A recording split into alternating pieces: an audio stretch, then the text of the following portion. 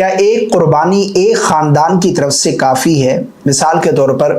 اگر 4 بھائی ایک ساتھ رہتے ہیں گھر میں اور والد صاحب بھی حیات ہیں، والد صاحب بزنس کرتے ہیں، چاروں بھائی جو ہے وہ والد صاحب کے بزنس میں وہاں پر جو ہے وہ کام وغیرہ کرتے ہیں اور انہی کے ساتھ ہی رہتے ہیں، تمام بھائی شادی شدہ بھی ہیں، فیملی ہے ان کی اور ایک ہی گھر میں ایک ساتھ رہتے ہیں، تو کیا اگر والد صاحب قربانی کریں گے تو سب کی طرف سے قربانی ادا ہو جائے گی یا سب کو الگ الگ قربانی کرنی ہوگی؟ یا پھر اسی طرح ایک مثال یوں بھی سمجھیے گا کہ اگر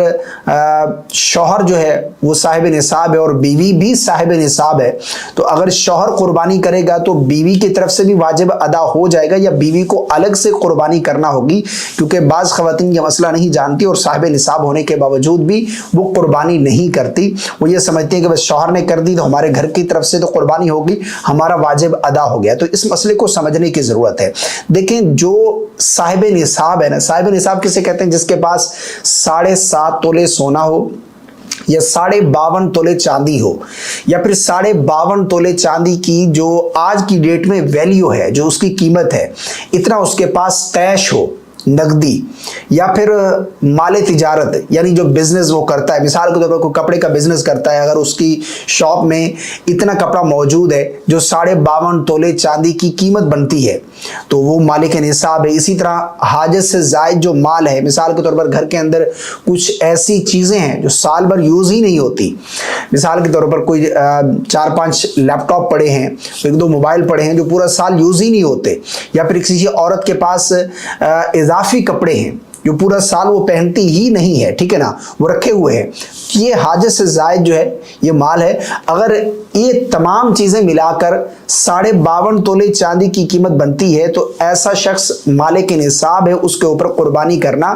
واجب ہے۔ اور جو شخص مالک نصاب ہونے کے باوجود قربانی نہ کرے نا، اس کے بارے میں نبی رحمت صلی اللہ علیہ وسلم کا فرمان ہے جس کا مفہوم ہے کہ جو شخص قربانی کی وسعت ہونے کے باوجود قربانی نہیں کرتا تو ایسا شخص ہماری عیدگاہ کے قریب بھی نہ آئے۔ تو جو مالک نصاب ہے اس کے اوپر قربانی کرنا واجب ہے۔ مثال کے طور پر گھر کے اندر ایک جوائنٹ فیملی ہے اور 4-5 بھائی ہیں، والد صاحب بھی ہیں، ایک ہی بزنس ہے، لیکن وہ کماتے سب الگ الگ ہیں، سب کی سیونگز الگ الگ ہے، ٹھیک ہے نا، فیملی الگ الگ رہتی ہے۔ تو اگر ان کے پاس 52.5 تولے چاندی کی جو قیمت ہے اتنا اس کے پاس مال موجود ہے تو وہ تمام کے تمام اپنی طرف سے قربانی ادا کریں گے، ٹھیک ہے نا، اپنا واجب وہ ادا کریں گے۔ اگر بیوی ہے وہ صاحب نصاب ہے، مثال کے طور پر جس طرح بعض خواتین کے پاس کچھ سونا ہوتا ہے، گولڈ ہوتا ہے، ان کے پاس چاندی بھی ہوتی ہے، کچھ نقدی کیش بھی ہوتا ہے، اگر یہ چیزیں ملا کر 52.5 تولے چاندی کی قیمت ان کے پاس بنتی ہے تو عورت بھی مالک نصاب ہے تو اس کے اوپر بھی قربانی واجب ہوگی۔ بعض خواتین یہ سمجھتی ہیں کہ صرف مردوں کے اوپر ہے، عورتوں کے لیے ضروری نہیں ہے اور ان کے اوپر قربانی واجب بھی ہوتی ہے، قربانی واجب ہونے کے باوجود بھی وہ قربانی ادا نہیں کرتی، وہ یہ سمجھتی ہیں شوہر نے تو قربانی کر دی، ہمارے گھر میں تو قربانی ہو گئی ہے تو یہی کافی ہے۔ تو ایسا نہیں ہے، جو بڑا جانور ہے اس میں تو 7 حصے ہوتے ہیں، اس میں تو شریک ہو سکتے ہیں۔ مثال کے طور پر ایک گھر میں جانور آیا ہے جو بڑا ہے، بیل ہے، گائے ہے، اس طرح کا جانور ہے، اونٹ ہے، اس میں تو 7 حصے ہوتے ہیں۔ تو اگر اس طرح ہے تو پھر تو وہ بیوی کی طرف سے بھی ایک حصہ شامل کر لیا تو قربانی ہوگی۔ لیکن اگر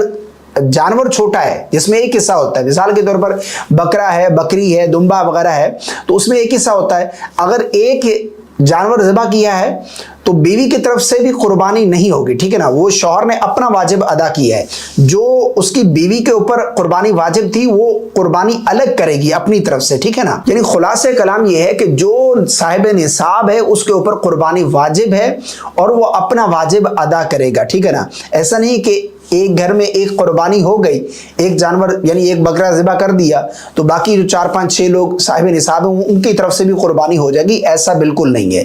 ایک جانور ایک شخص کی طرف سے ہی ذبح کیا جائے گا اگر چھوٹا جانور ہے، بڑا جانور ہے تو اس میں 7 لوگ بھی شریک ہو سکتے ہیں، تو اس طرح بھی جو ہے وہ جوائنٹ فیملی میں قربانی کی جا سکتی ہے۔ بہرحال جو مالک نصاب ہے اس کے اوپر قربانی واجب ہے، اور مالک نصاب کون ہے میں نے آسان الفاظ میں آپ کو سمجھایا ہے، آپ خود ہی دیکھ لیں کہ آپ کے पास 52.5 तोले चांदी की जो आज की डेट में वैल्यू बनती है, इतना माल आपके पास मौजूद है, तो आपके ऊपर कुर्बानी वाजिब है, आप अपना वाजिब जरूर अदा करेंगे। अल्लाह हम सबको अमल की तौफीक अता फरमाए। क्या आप या आपके बच्चे कुरान और दीनी तालीम सीखना चाहते हैं, लेकिन बिजी रूटीन की वजह से प्रॉपर टाइम नहीं मिलता? इसीलिए नूरुल ईमान एकेडमी आपके लिए लेकर आई है कंप्लीट ऑनलाइन क्लासेस, जहां आप घर बैठे इजीली सीख सकते हैं। Choose your on time and days with flexible timings. हमारे कोर्सेज में शामिल हैं नूरानी कायदा course, Tajweedul Quran course, Quran memorisation course, Quran translation and तफसीर कोर्स, नमाज कोर्स, मसनून दुआएं और 6 कलमे, highly educated and experienced teachers, 1-on-1 classes और फ्रेंडली माहौल जहां लर्निंग भी और तरबियत भी। तो देर किस बात की है, आज ही ज्वाइन करें और अपने बच्चों का फ्यूचर सिक्योर बनाएं। मजीद मालूमात के लिए हमें व्हाट्सएप कर सकते हैं +923355736695 या हमें मेल कर सकते हैं